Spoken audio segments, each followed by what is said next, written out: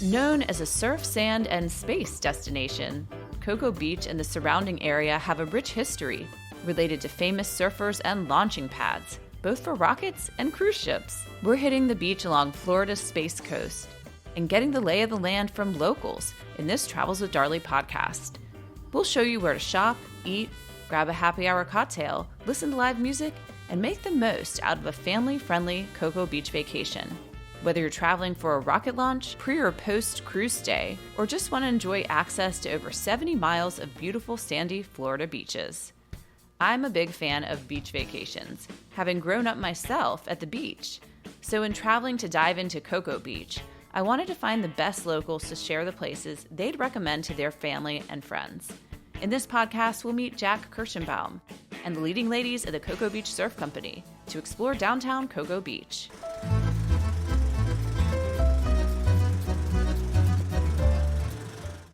Jack Kirshenbaum's family has been in Brevard County since 1958, and he's been in the Cocoa Beach area since he was a child.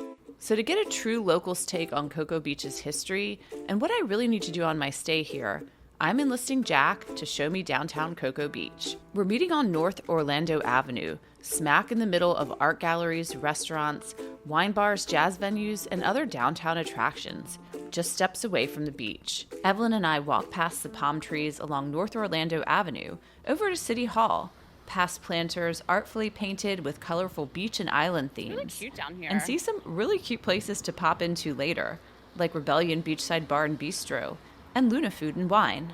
We're meeting Jack at Café Surfinista, which serves up healthy smoothies, homemade pastries, organic acai bowls, and cool coffees with an artsy surf vibe. Jack is seated over past a line of surfboards on a comfy chartreuse-colored couch under a painting entitled Once Upon a Time in Cocoa Beach, showing the history of the area. I tell Jack, who already has a latte, that I'm going to grab a smoothie for our chat and order up the Waikiki with pineapple, coconut, banana, apple, and pineapple juice. We decide to sit somewhere outside so Jack can share the lay of the land here in Cocoa Beach. Cocoa Beach is a unique bubble. On the south is Patrick Air Force Base, now called Patrick Space Force Base. On the north is Port Canaveral and the Cape Canaveral and the Kennedy Space Center. On the east is the Atlantic Ocean. And on the west is the Banana River Lagoon. So we're a barrier island stuck out 20 miles from the mainland, separated from most of reality. It is truly a bubble. It's often called Mayberry by the sea or Mayberry on LSD, depending upon the time. Oh, I like it. In this Mayberry bubble land, many people adventure just to enjoy the beautiful beaches. The big wide beaches here in Cocoa Beach are called some of the sandiest beaches in Florida. The beach here is terrific. The Indian River Lagoon has kayaking, boating, there's yoga studios, there's windsurfing, any outdoor sport. We have a championship golf course, tennis course, Olympic swimming pool, you name it, anything that's recreation we've got. And you see these two guys over here? Mm-hmm. They own a boat company that takes boat tours through the canals in Thousand Islands called Dolphin Tours. And they're guaranteed to show you dolphins if you take their tour. We want to see dolphins. Rusty Buchanan and Mark Granger. Jack does know everyone, having grown up here at the beach. There are these magic of bioluminescence kayaking tours in the Cocoa Beach area. Millions of tiny plankton illuminate the water. In fact, many tourists come to the area in the summer months. They want to see this natural phenomenon. In Cocoa Beach's Banana River, bioluminescence is available year-round, but it's most vibrant during the late spring and early fall. Jack continues with his list of things to experience in this adventurous beach destination, and it goes on and on. There's the port and the helicopter rides and the biplane rides. Downtown, there's tons of restaurants. You name the kind of restaurant. There's Cuban restaurants, there's Thai restaurants, there's Japanese restaurants, this is a charcuterie wine bar here. But how did Cocoa Beach become such a surf, space, and cruise mecca? Coined by some, the spaciest coast. I think it's so interesting that there are rockets taking off from here all the time. Back in the 50s, they decided that Cape Canaveral would be the launching place to test all the missiles, and later astronauts would blast off from here. And now, of course, the commercial industry has taken over here. But in the 50s, in the mid-50s, there were like 500 people in Cocoa Beach. And it was a small fishing village, and its claim to fame was there were a couple of boats sunk off shore in World War II. You know, I mean, it was nothing here. It was developed originally in the 20s and 30s by a lawyer from Georgia named Gus Edwards, and the development failed, so there was nothing here. And then all of a sudden, by 1960, there were like 20,000 people here, all young, all educated, getting ready to send people to the moon. But as that was happening, the surf craze and Gidget hit Cocoa Beach in the 60s, and everybody surfed. And all the surf shops opened, Ron John's included, and all the surfboards on the East Coast were manufactured here. It became a surfing space place. And then tourism and the cruise ships hit. And Port Canaveral became like the biggest cruise port for passengers in the world. But because we're out here in the middle of the ocean away from the mainland, it's just a unique, special, different than any other place. Cocoa Beach is a gateway to Port Canaveral with close proximity to Kennedy Space Center, meaning you can watch launches from the beach and beyond. Being the closest beach town to Orlando, visitors can enjoy rocket launches plus attractions plus a beach vacation. Seeing a rocket launch, and especially a crewed launch with astronauts on, you can't imagine the tension in the air. I mean, you can feel it. And now they land the boosters back here, which is like Twilight Zone, Star Wars stuff. So coming to see a launch, that's the special event. If you want to know the must-dos, ask a local. Jack is the ultimate local. If I have, 24 hours here, what are you going to tell me to do? Oh, geez. Go to the Cocoa Beach Pier, spend some time on the beach, get a surf lesson from the Ron John Surf Shop. And the beaches here are super accessible. Every block is a beach access. From Patrick Air Force Base all the way to Port Canaveral, which is, 12, 15 miles, there's an access every block. It's the most public of all public beaches.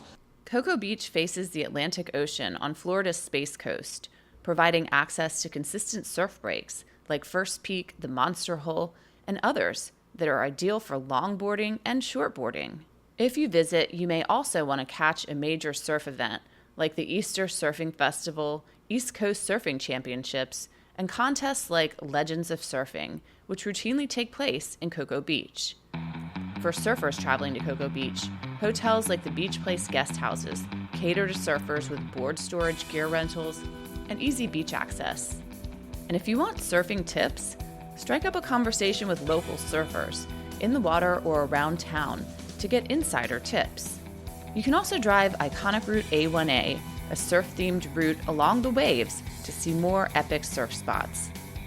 I'm here in Cocoa Beach during a special event. It's Thunder on Cocoa Beach. This is when you can see mega boats race during a multi-day series of events, including seeing these boats up close in downtown Cocoa Beach. Evelyn and I are checking out the boats, which look a little bit like spaceships to me, at sunset, and making a trip to Coconuts on the Beach, where you can listen to live music beachside. It's the perfect place to end our day. We walk out onto the big wide beaches, and the colors at sunset are stunning. If you're in the Cocoa Beach area and you need something on your travels, or let's face it, you just want to get into the laid-back beach style here, head to Ron John's Surf Shop, the world's largest surf shop, but not to be overshadowed by its neighbor, Cocoa Beach Surf Company, a women-run surf complex complete with a restaurant, hotel, almost 30,000 feet of retail outlet space, and a rental place for bikes, e-bikes, kayaks, surfboards, and even a Starbucks inside.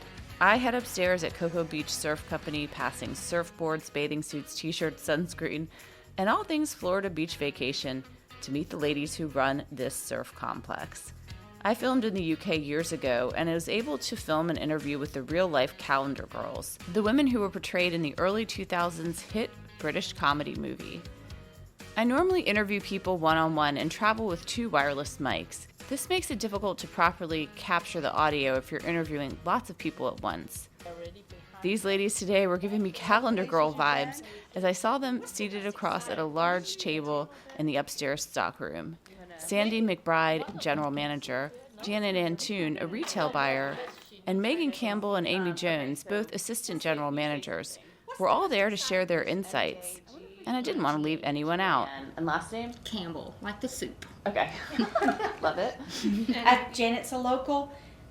Megan's a local. Amy's a local. We all live beachside. Yeah, Me and her both live beachside. Yeah. So yeah. She's right down the road. I'm right down the road. They're sharing some lesser-known insights into the area, from surf style to famous names. Because we are so known to be the small wave capital of the world. Kelly Slater is from here. Yes. Oh, really? I didn't know that. There's a statue in town just down the road for him, and this is his hometown where his family resides. Yep.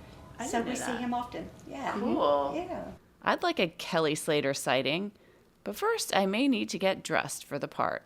Is there a surf style here in Cocoa Beach? You know, at Christmas we're in flip-flops and shorts and a tank top 100%. because it's 70 degrees and we're happy. It's beautiful. It gets below 70, we get out of coat. We're like, So the weather here, it's nice year-round. And Megan Campbell tells me she decided to live here for the beach activities. Boogie boarding is huge around here too. Surfing, any time between March and October are the best times to surf here. Low tide is where it's a little bit stronger. And early morning is when it's a little cleaner and it's glassy and calmer. That's one of my favorite things. It's very calm around here. Like everything's really laid back. It's great. Laid back and great for cycling around. You can rent regular bikes or e-bikes and tool around town. we have bike lanes all over Cocoa Beach. Nice. Yeah. Janet Antoon seeks out the products you find at Cocoa Beach Surf Company, and I ask her what's unique that I may find while shopping here. Year-round, we carry bathing suits and sandals, which most stores, once August hits, they're putting in coats and things like that. You can't find a bathing suit in a store. So we, year-round, because of our weather, it's great. As a female shopper, I can tell you that's a pain point. I do like to try on a bathing suit before I buy it, and it's so hard to find them in stores now. Being that this is the Space Coast, I noticed that Cocoa Beach Surf Company has space-inspired t-shirts, and you can even watch a rocket launch from outside of their complex. Our hotel guests will come out into our garage on the 5th floor because it's open. And at night, when they watch a rocket launch, the sky lights up. And we're used to it now. But folks that are visiting us for the first time get to see something like that, and they feel the ground shake because it does. I always tell people to talk to the locals on your travels to get the best tips and insights. And I usually say take a local tour or ask at a coffee shop. But I found this to be another great place to garner local insights. So you can come here to shop or grab a drink or something, and then it's a twofer because you can be shopping and then you can get advice on what to do on your trip. It's very true. There you Exactly. And I'm getting distracted because I'm seeing all the apparel back there and I'm kind of shopping in my head. So Janet takes me out to shop and tour the store, and there's a lot to take in here. And we have bodyboards everywhere because everybody picks up a bodyboard and goes to the beach. Evelyn, my consulting producer, has her eye on a bathing suit, but I steer us first to the restaurant, where a pizza oven is cooking up a fresh dish. Evelyn and I chow down on a BLT pizza and peach margaritas. Delicious. Well, I had to bring my shopping bags with me back to the beach after my time with Cocoa Beach Surf Company, where I got space-inspired t-shirts, a funky island-themed blouse, and Evelyn got new bathing suits. We were ready to hit the beach, which brought us back to Cocoa Beach at sunset, a great place to reflect on Cocoa Beach, with its authentic locals who truly love and take pride in the area, and where exploration takes center stage, whether you're walking the downtown or dreaming of outer space. Thanks for listening to this Travels with Darley podcast on Cocoa Beach. Tune into my next podcast with all the tips you need on getting to Cocoa Beach and pre- and post cruise options, including more great food finds. And check out the previous podcast focused on more family-friendly Cocoa Beach travel tips.